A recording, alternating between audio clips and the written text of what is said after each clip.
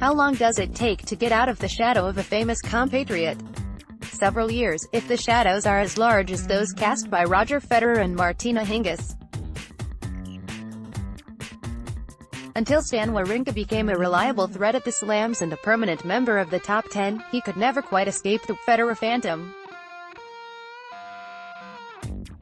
Wherever Wawrinka went, an invisible, seemingly irresistible force followed, which compelled people to ask him questions about his legendary countryman. With Belinda Bencic, the shadow has seemed even tougher to break out of, but part of that is her own doing. When she first started making a splash on the tour 4 years ago, she was often accompanied by Hingis at her tournaments. Bencic was partially coached by Hingis' mother Melanie Molitor in the early days, and it didn't take long for her to be branded as the new Swiss Miss. Switzerland's Belinda Bencic holds her trophy after defeating Czech Republic's Petra Kvitova during their final match of the Dubai Duty-Free Tennis Championship. Then when the injuries started piling up and her results nosedived, Bencic seemingly disappeared from the singles scene altogether, only to resurface in January every year, at the Hopman Cup. Federer and Bencic made for a dream team in the mixed-gender competition, winning the title in both 2018 and 2019, but all that success had the peculiar effect of marginalizing Bencic's presence even more.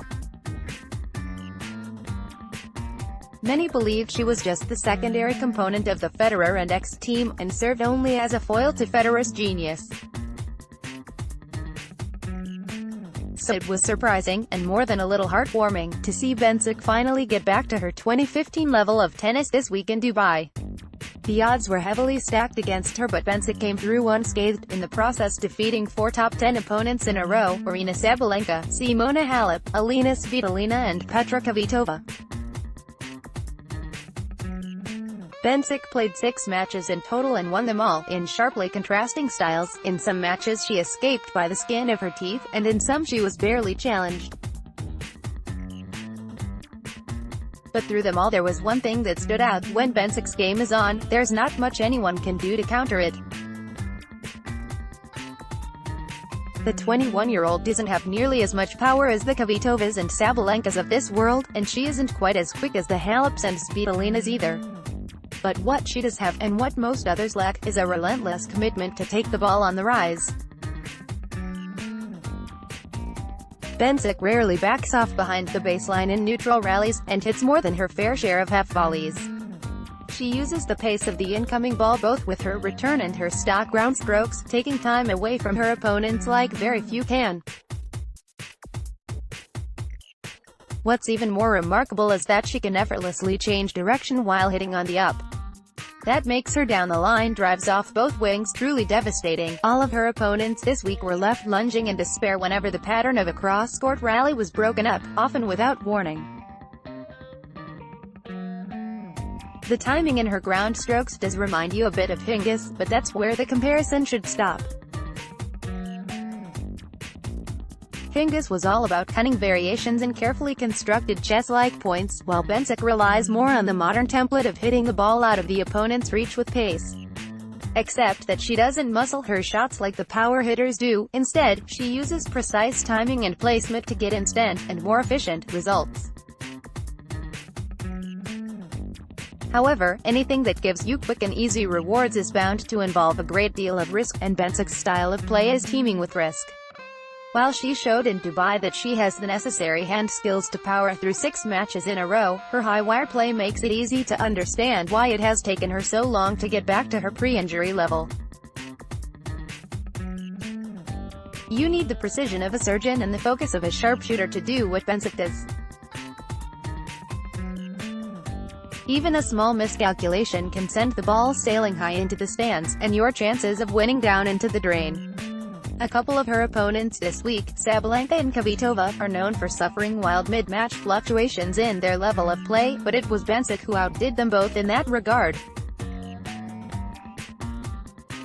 The Swiss was the one more prone to oscillating between the amazing and the atrocious, and she was the one who constantly needed to call her coach down for urgent crisis management. The visuals weren't very reassuring. Every time she followed a breathtakingly brilliant point by a head-scratchingly hideous one, she looked like a petulant child who had just had all of her toys taken away. It didn't help that her designated coach at the tournament was her father Ivan. At every one of her on-court coaching sessions, it looked like an indulgent father was trying to get his daughter to be disciplined and eat her vegetables. That she still managed to recover every single time and eventually win the whole tournament makes this an even more impressive feat than her previous Premier 5 title, which came at the 2015 Rogers Cup. Side note, even in that tournament she defeated 4 top 10 players, which makes you wonder whether she can only bring her best when faced with a murderer's row of opponents. Back in 2015, Bencic had the fearlessness and positivity of a newborn, so she could skate through on the basis of her game and adrenaline alone. But now, after 3 years in the wilderness, doubt and insecurity are her constant companions, and it takes more than just a unique game to win in those circumstances. Bencic faced 6 match points against Wawrinka in the 3rd round, and wasn't playing anywhere close to her best. She made 13 double faults in that match. In the semi-final she was again on the brink of defeat. Svitolina served for the match at 5-4 in the decider. Both times Bencic found herself in a hole that was largely self-created, and both times it looked like she would pay the price of her negativity. But in those now or never moments, she somehow showed enough maturity to put her errors behind her and hang on long enough to grit out the win. That harkens back to the early days of Federer and Hingis. They were both known for their whiny ways when things didn't go their way, before eventually learning to control their emotions. But Federer and Hingis managed to do that over and over again, and win tournament after tournament. Bencic, so far, has only done that in 1 tournament. There is clearly a long way to go for the 21-year-old. But the good news is that if she does manage to keep the negativity away, she will find it a whole lot easier to get the job done in the future. What's even better news is that Bencic's refreshing game seems here to stay this time. She has successfully climbed out of one injury-addled abyss, so she now knows what it takes to find her footing even when everything seems lost. And the tennis world can only be enriched by the regular presence of a player as unique as her. One last thing, this is a bold prediction, but it won't be long before we stop dragging Federer and Hingis into every conversation about Bencic. She may have some long shadows around her, but she has shown this week that she's good enough to jump out of them, and create her own striking identity. First Post is now on WhatsApp. For the latest analysis, commentary and news updates, sign up for our WhatsApp services. Just go to firstpost.com/WhatsApp and hit the subscribe button.